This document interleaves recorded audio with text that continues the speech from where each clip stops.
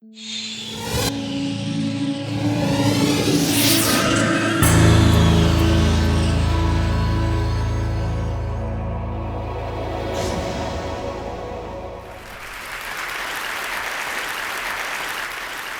morning in the year 1957, the neurosurgeon Walter Penfield saw himself like this.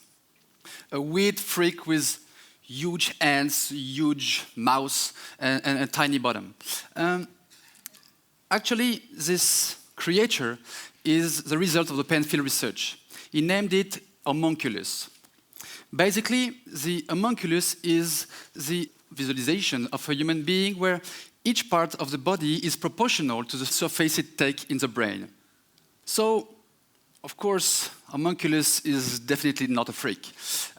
It's you, it's me, it's our invisible reality. This visualization could explain, for example, why newborn or smokers put instinctively their fingers in the mouth. Unfortunately, it doesn't explain why so many designers remain mainly interested in designing chairs. So anyway, even if I do not understand science entirely, for my design I essentially refer to it. I'm fascinated by its ability to deeply investigate the human being, its way of working, its way of feeling. And it really helps me to understand how we see, how we hear, how we breathe, how our brain can inform or mislead us. It's a great tool for me to understand what could be our real needs. Marketing people have never been able to do that. Marketing reduces things, marketing simplifies, marketing creates user groups, and scientists admit complexity, admit fluctuation and uniqueness. What could be our real needs? Maybe the silence. In our daily life, we're continuously disturbed by aggressive sounds. And you know, all those kind of sound puts us in a kind of stressful state and prevent us from being quiet and focused. So I wanted to create a kind of sound filter able to preserve ourselves from noise pollution. But I didn't want it to make it by isolating people without any earmuffs or those kind of things, or neither with including complex technology. I just wanted to using the complexity and the technology of the brain, of the human brain. So I work with the white noise. DB is the name of the product, is basically a white noise diffuser. This is white noise. The white noise is the sum of all frequencies that are audible by human being brought to the same intensity. And this noise is like a like that.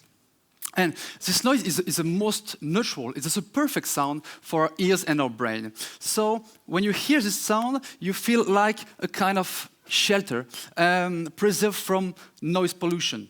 And when you hear the white noise, your brain is immediately focused on it and will do not be disturbed anymore by the other aggressive sound. It seems to be magic, but it's just physiologic. It's just in your brain and in mine, I hope.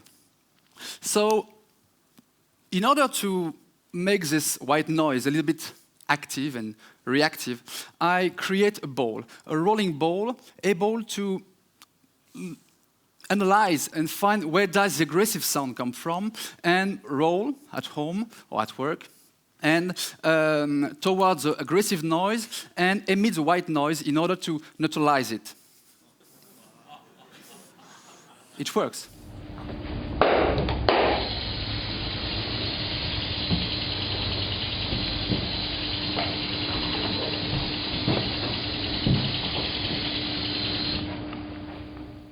Do you feel the effect of the white noise? It's too in silence. So if you make some noise, you can feel the effect. So,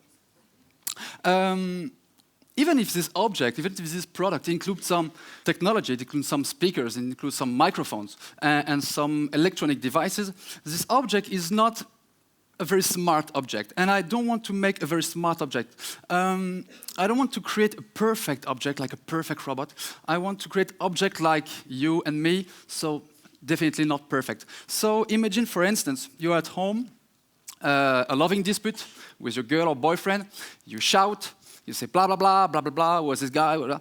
And DB will probably roll toward you, and turning around you, they shh, like that. So definitely not perfect. So you will probably shoot it at this point. Anyway, in the same kind of approach, I designed K. K is a daylight receiver transmitter. So this object is supposed to be displayed on your desk or on your piano, where you're supposed to spend most of your time in the day. And this object will be able to know exactly the quantity of light you received in the day and able to give you the quantity of light you need. This object is completely covered by fiber opticals, and the idea of those fiber opticals is to inform the object, for sure, but create the idea of an eye sensibility of the object. I want by this design, feel when you see it, you see instinctively this object seems to be very sensitive, very reactive, and this object knows better than you and probably before you what you really need. You have to know that the lack of daylight can provoke some problem of energy or problem of libido, so huge problem. Most of the project I work on, I lead in collaboration with scientists. I'm just a designer, so I need them so there can be some biologists, psychiatrists, mathematicians, and so on.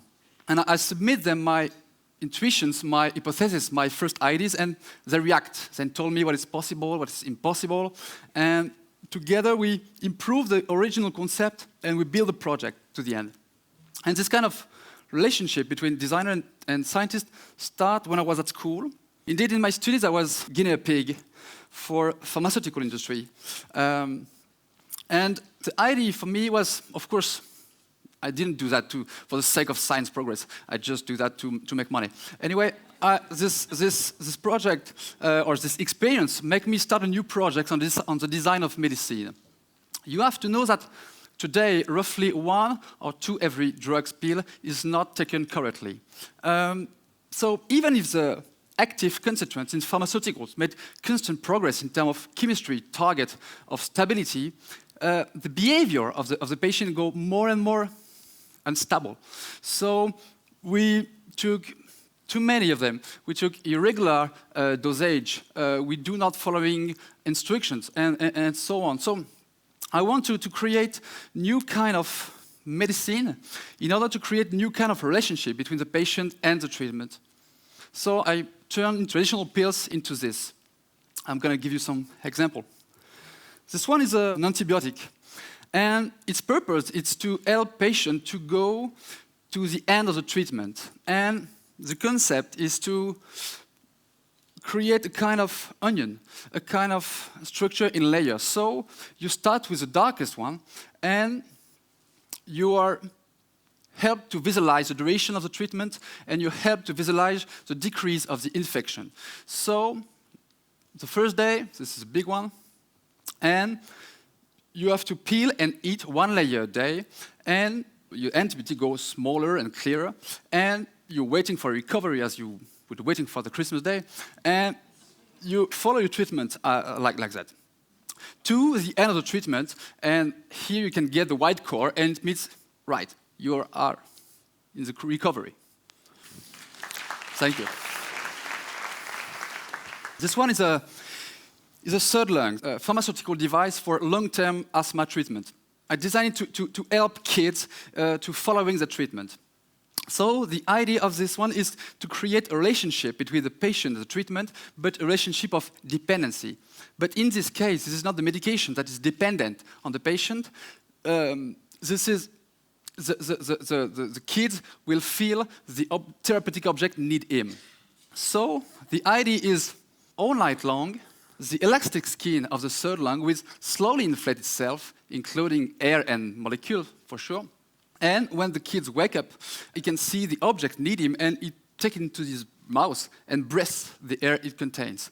So by this way, the kid to take care of himself is to take care of his living object. And he do not feel anymore, it relies on asthma treatment if the asthma treatment needs him. In this kind of living object approach, I like the idea of a kind of invisible design, as if the function of the object exists in a kind of invisible field just around the objects themselves. We could talk about a kind of soul, of a kind of a ghost accompanying them, and almost a kind of poltergeist effect. So when a passive object like this one seems to be alive because it's starting to move. And I remember an exhibition design I made for John Meda and for the Fondation Gartier in Paris. And John Meda was supposed to show several graphic animation in this exhibition. And my idea for the exhibition design was to create a real Pong game like this one.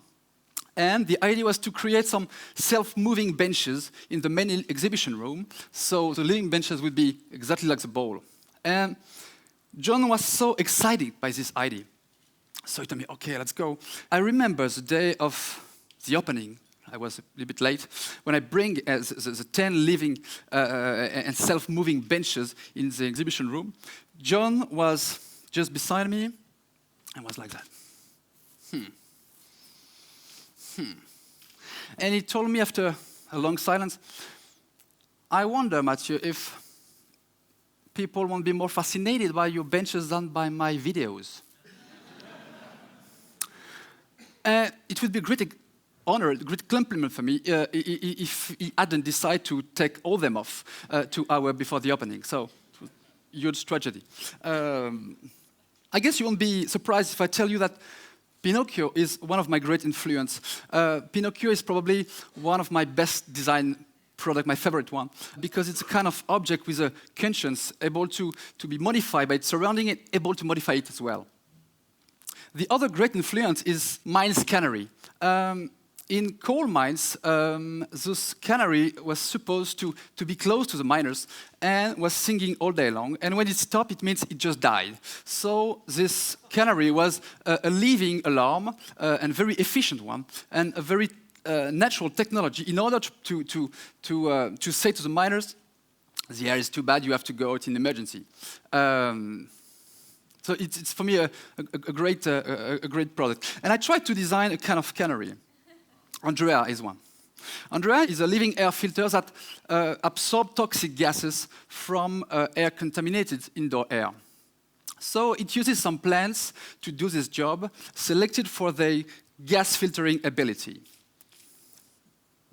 You have to know, or you probably already know, that indoor air pollution is more toxic than outdoor one. So what I'm talking to you, the seat you sit on are currently emitting some invisible and odorless toxic gas.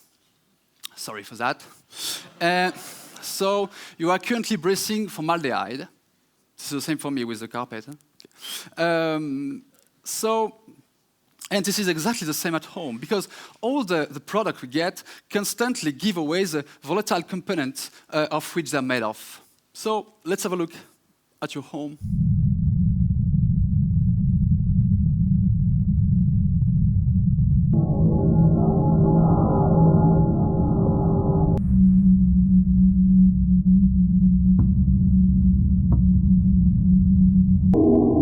So your sofa, your plastic chair, your kids' toys get their own invisible reality, and this one is very toxic.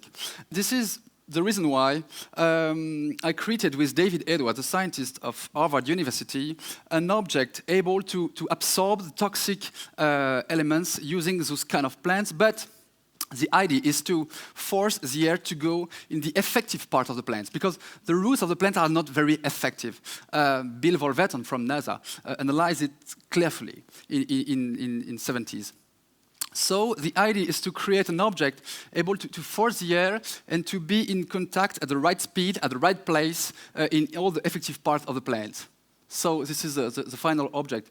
It will be launched next September. This one is a kind of same approach, because I include in product like Andrea some plants. And in this one, plants are used for their water filtration ability. And it includes some fishes as well. But here, unlike Andrea, here are supposed to be eaten. Indeed, this object is a domestic farm for fishes and green. So The idea of this object is to be able to get at home very local food. The locavores used to get food taken in a radius of 100 miles. A local river is able to provide you food directly in your living room. So the principle of this object is to create an ecosystem called aquapony. And the aquapony is the dirty water of the fish by a water pump, feed the plants above, and the plants will filter by the roots the dirty water of the fish. And after it go back into the fish tank. After that, you have two options. Or you sit down in front of it like you would do in front of your TV set. Amazing channel. Or you start fishing and you make some sushis with a fish and the aromatic plants above, because you can grow some potatoes, no potatoes, but tomatoes, aromatic plants, and so on. So now we can braise safely. Now we can eat local food. Now we can be treated by smart medicine. Now we can be well balanced in our biorhythm with daylight. But it was important to create a perfect place, so I tried to, in order to work and create. So I designed for an American scientist based in Paris a very stimulative, brain stimulative office. I wanted to create a perfect place where you can work and play and where your body and your brain can work together. So in this office, you do not work anymore at your desk like a politician. You sit, you sleep, and you play on a big geodesic island made of leather. You can see like this one. In this office, you do not work and write and draw on a sheet of paper, but you draw directly on kind of huge whiteboard cave, like a prehistoric scientist. So you work like that. You can make some sport during your work. In this office, you do not need to go out in order to be in contact with nature. You include directly the nature in the floor of the office. You can see it there. So this is the inspiration image to lead this project of the office. It really helped me to design it. I never show it to my client. He would be so afraid. Just for my workshop. I guess it may be the revenge of the guinea pig I was. But it's maybe the conviction, as monkey and homunculus we are, all of us need to be considered according to our real nature. Thank you very much.